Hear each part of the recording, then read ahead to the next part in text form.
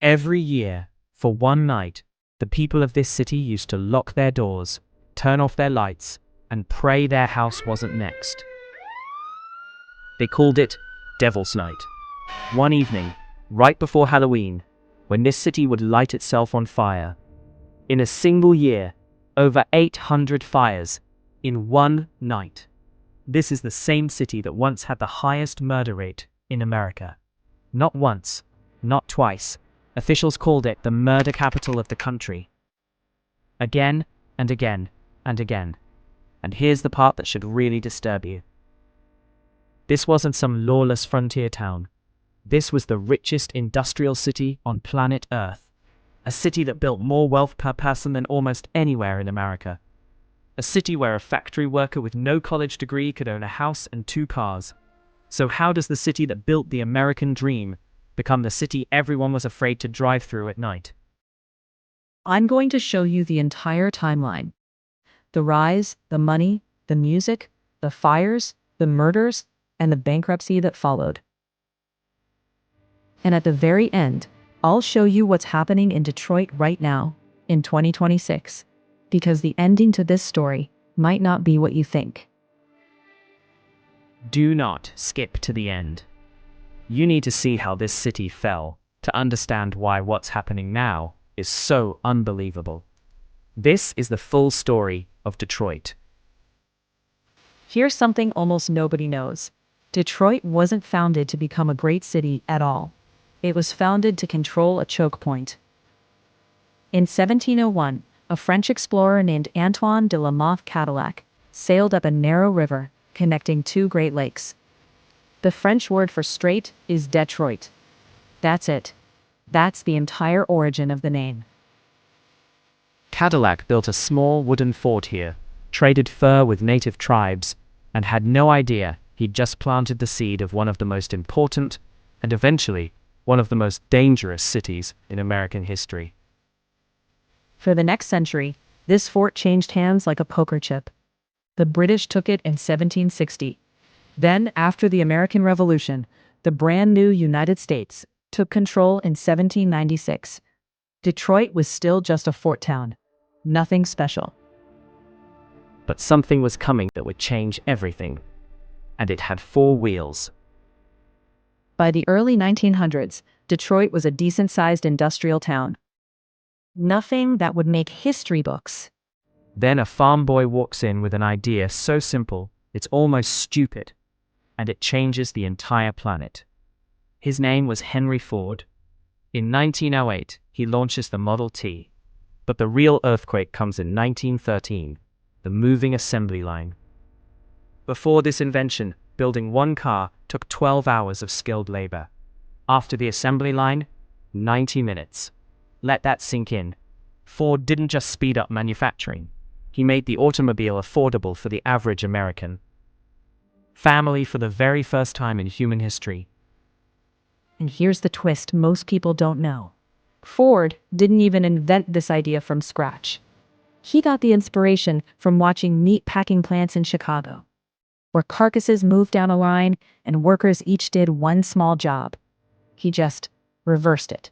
Instead of taking something apart, he used the same idea to put something together. One idea, borrowed from a slaughterhouse, built the modern world. Ford wasn't alone for long. The Dodge brothers, Ransom Olds, Walter Chrysler, they all rushed to Detroit. Within just a few decades, this sleepy fort town exploded into Motor City, the industrial capital of planet Earth. People didn't just move to Detroit. They flooded in, from the American South, from Europe, from everywhere, chasing factory wages that could buy a house and a car on a single income. Detroit wasn't a city anymore. It was a promise, the American dream, built on an assembly line. But every promise this big attracts a shadow, and Detroit's shadow was about to grow very, very long.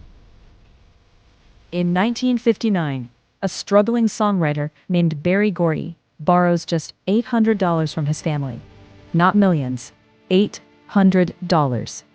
He starts a tiny record label out of a small house in Detroit. He calls it Motown, short for Motortown, a tribute to the city that raised him. From that one small house, come some of the biggest names in the history of music, the Supremes. Marvin Gaye, Stevie Wonder, the Jackson 5. By the mid-1960s, Detroit had it all. Money, music, industry, ambition. It felt unstoppable. Every empire has a crack in its foundation. Detroit's had been forming quietly since the 1950s, and most people didn't even notice it happening. As new highways were built, wealthier residents, mostly white families, began leaving the city for the suburbs. History remembers this as white flight. By 1960, more white residents were already living in Detroit's suburbs than inside the city itself. Slowly, the tax base that kept Detroit running began to disappear. Block by block, year by year. Beneath the surface, decades of tension over housing, policing, and jobs had been building like pressure inside a sealed pipe. And then it finally burst. In July 1967, everything exploded. 5 days of rioting left dozens dead and thousands of buildings damaged. Detroit was never the same city again. And then came the era that gave Detroit a nickname nobody wants. Murder City. In 1974, Detroit recorded more than 700 homicides in a single year. Then again in 1991, more than 600 people were killed. For years, FBI crime statistics repeatedly ranked Detroit as the most dangerous city in the United States. At its peak, Detroit's violent crime rate reached more than 2,700 incidents for every 100,000 people, one of the highest ever recorded by a major American city. But the violence still wasn't over. And then there was Devil's Night. Every October 30th, the night before Halloween, arsonists set abandoned houses on fire across the city. Sometimes, hundreds of fires burned in just 3 days. In 1984 alone, more than 800 fires were reported. It became so severe, the city had to fight fire with people. They called it Angel's Night. Thousands of volunteers patrolled the streets every Halloween, simply to stop the burning. And behind much of the bloodshed was the drug trade. City officials later estimated that nearly 2/3 of Detroit's homicides during this period were connected to narcotics.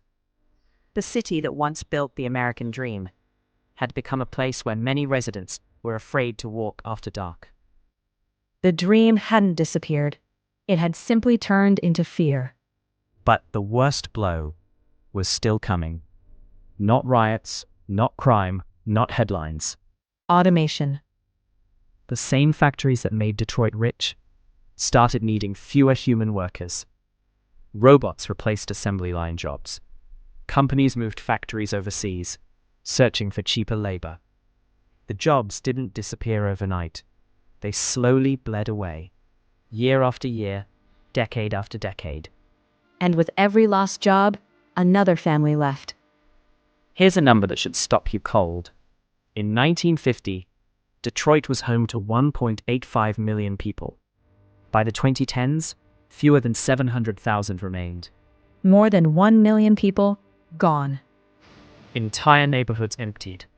Thousands of homes were abandoned. Left to decay. Left to burn.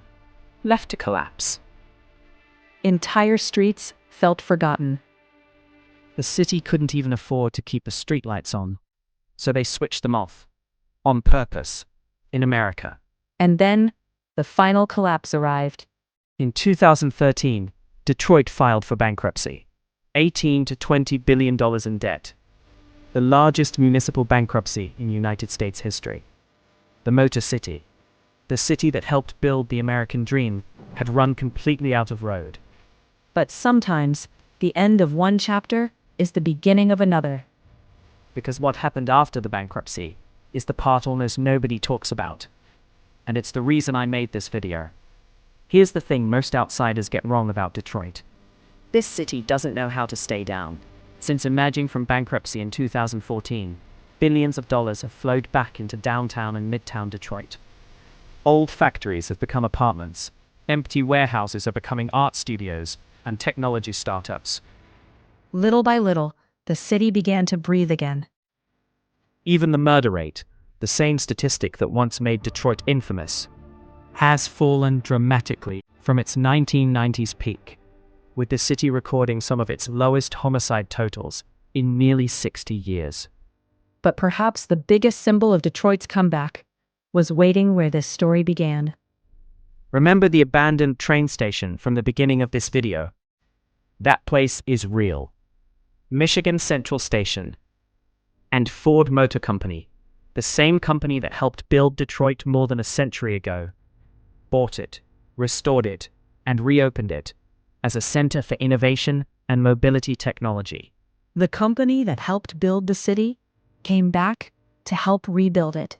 The circle had finally closed. Now, I'm not going to pretend everything is perfect. Crime and poverty still affect many neighborhoods beyond downtown. The recovery is real, but it isn't equal. Not yet. Some neighborhoods are still waiting for their own comeback. But something is changing. You can see it in the new businesses opening, in the young people moving back, in the buildings coming back to life. One by one, Detroit isn't just a story about collapse. It's a story about what happens when a city refuses to believe its story is over. Think about everything this one city has survived. A French fur trading post, the engine that built America's automobile industry, the birthplace of Motown, a city that burned again and again, the largest municipal bankruptcy in American history. And now, a city fighting its way back, one building at a time. Detroit didn't just survive, it refused to disappear. Detroit isn't just a place on a map. It's proof that even after everything is lost, a comeback is still possible. And maybe that's why its story still matters today.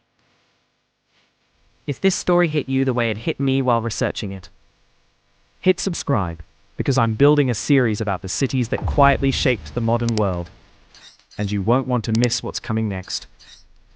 Which city should I cover next? Leave your answer in the comments. I read every single comment,